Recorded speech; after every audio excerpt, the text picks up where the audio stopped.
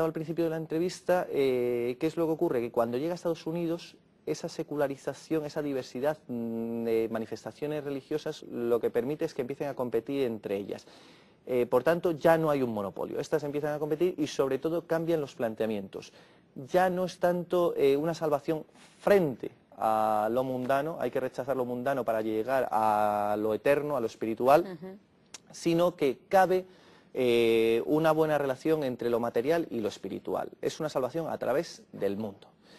Entonces, ¿por qué? Porque si tienes éxito, esto ya lo planteaba Max Weber en su famosa obra, ¿no? El espíritu el espíritu del capitalismo y la ética protestante, ¿no? ¿Qué es lo que ocurría? Que efectivamente, resumiendo muchísimo, y su modelo que ofrecía es que decía que los protestantes se diferenciaban de los católicos de aquel entonces en que los protestantes pensaban que si tenían éxito en lo terrenal, estaban predestinados a la salvación. Luego había que esforzarse en lo terrenal, era la manera de ir conectando. Esto es un poco más complicado, en el libro doy varias pistas, ¿no? Varias teorías al respecto que permiten comprender, y sobre todo que ya deja de ser un monopolio. Entonces, cualquier persona que sepa leer y escribir, tiene acceso a la Biblia y por tanto puede dar lugar a su nueva secta, a su nueva confesión. Ojo, no confundir la noción de secta como la manejamos aquí en Europa continental.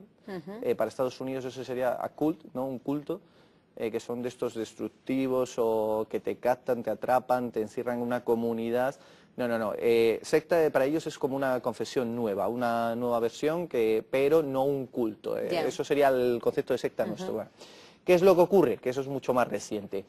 Pues justamente gracias a que la religión es una religión secularizada, preocupada del bienestar material, ¿no? De cómo ser buenas personas y progresar aquí en la tierra y de ese modo asegurarnos también saber si estamos predestinados a la salvación. Bueno, pues esto hace que la religión se vuelque sobre todo en un mensaje que se ve, y esto por ejemplo lo estoy trabajando ahora en un nuevo libro, porque efectivamente estoy rematando lo que es esta colección, pero ya estoy trabajando en otro acerca de comunicación social en Estados Unidos. Bueno, pues lo que permite es, como les decía, una mayor preocupación por lo social, el evangelismo social, el social gospel, ¿no? Que justamente de ahí es de donde surge luego y aprende la Iglesia Católica nuestra, que en Europa, ¿no? Pues tenía un cierto monopolio, aprende de la Iglesia Católica estadounidense estas lecciones del social gospel, ¿no? Del evangelismo social preocupado por el bienestar material. Y esto es lo que hace que surja esa nueva doctrina social también preocupada del bienestar comunitario de los individuos, de establecer lazos de solidaridad. Bueno, pues esto ahora ya sí que conecta directamente con lo que me estabas preguntando. Entonces, ¿qué es lo que ocurre? Que por tanto, religión y política, claro, es la modernidad, están separados, igual que individuo y comunidad. Se entienden esas nociones de manera separada, pero no independiente, ojo. Entonces, ¿qué es lo que permite? Que efectivamente haya, como se dice en la Constitución, en la primera enmienda, que no haya una religión oficial, pero que los poderes públicos se preocupen de la protección de la libertad religiosa. ¿Por qué? Porque la religión es un instrumento muy poderoso para crear esa identidad común, ¿no? De manera, pues sí, lo que significa en su momento lo que era la ecumene griega, el mundo ecuménico, Roma ciudad ecuménica, luego ya los españoles de Teodosio en el 380, cuando habla de la religión oficial, la religión católica. Católico significa eso, universal, oficial.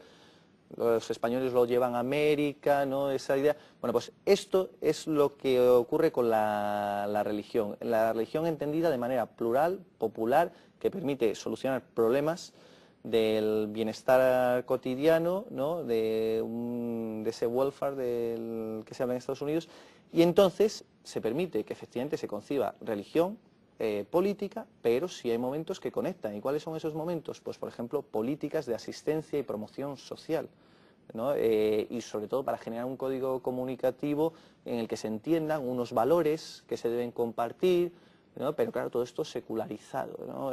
Por tanto, preocupado del día a día, no en términos teológicos y, ya digo, fuera de esos planteamientos de monopolio, sino que todo el mundo puede participar, todo el mundo puede aportar su visión y esto ayudará a ese progreso, a ese de alguna bienestar. manera cohesiona el grupo, hace grupo en Claro, la sociedad. hay un gráfico, yo creo que se ve en las primeras páginas, ¿no? Es una pirámide donde se habla de la American Civil Religion, ¿no? Este concepto lo que significa es que en Estados Unidos, fíjense, se permite, la tolerancia es tal en ese sentido. Claro que ha habido momentos de crisis porque su estilo, el pragmatismo es ensayo y error.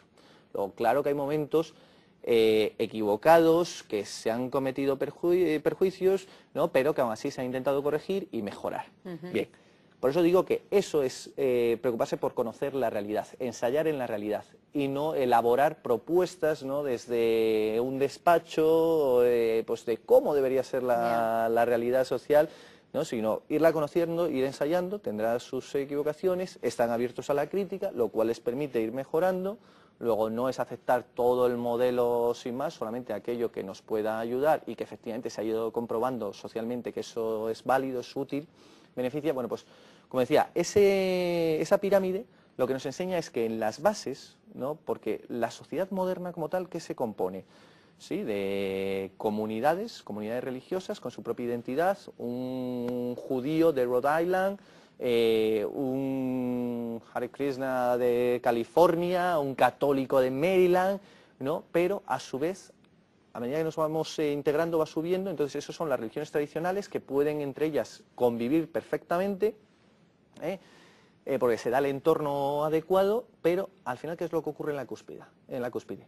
Que no solamente se permite que sean compatibles las diversas religiones tradicionales, sino también incluso una especie de religión civil que integre todo esto, que sirva de paraguas, que es An American. O sea, uno puede ser, ya digo, judío de Rhode Island, católico de Maryland, un mormón de Utah, etcétera, pero al final, ¿qué es lo que ocurre? Que se ha permitido, gracias a esa secularización, que efectivamente, para lo que es mi comunidad, yo sigo teniendo clara identidad religiosa tradicional, pero a su vez ya secularizada, la compartimos todos. An American, ¿no? Es una especie de religión civil, como digo, sí, con esos valores judeocristianos, pero secularizados, con una dimensión muy humanista, y esto es lo que va constituyendo el legado de los padres fundadores, que es más bien una preocupación por el bienestar general. Por eso soy muy crítico en el volumen tercero, en el tema de los discursos, con aquellos grandes estadistas, por ejemplo Jefferson. ¿Por qué? Porque él tenía una mayor preocupación por su personalismo, ¿no? O sea, no quería tanto contribuir como uno más, como esa masa crítica, a ese legado, ¿no? A esa herencia que va permitiendo que efectivamente pues, se vaya acumulando ese conocimiento y se vaya transmitiendo en esa religión civil estadounidense, sino que él quiso dejar su propia impronta, lo cual, claro, que es lo que le hace que muchas veces sea contradictorio antes de ser presidente, después de ser presidente, ¿no? Según a unos les escribía y les decía, sí, una separación radical de la religión, otros decía, no, hay que proteger la libertad religiosa a toda costa.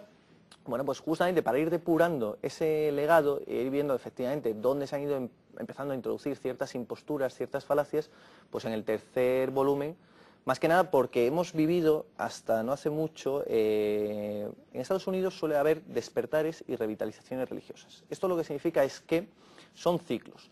Los despertares es que popularmente, ante ciertas situaciones, ciertas coyunturas, ¿qué es lo que ocurre? Que se necesita reconstruir la identidad de gente que ha venido de todas partes del mundo y tienen que ponerse en común. Por eso es necesario compartir un mismo capital simbólico que sea lo suficientemente amplio, abierto. Por eso se habla simplemente de ese God, ¿sí? Ese Dios, en principio, judeocristiano, ¿no? De Yahvé a Jehová a God, ¿no? Pero incluso hasta, fíjese si secularizado, que en minúscula se puede escribir perfectamente ese Dios, donde cabe luego eso, de entre cada comunidad, su Dios correspondiente.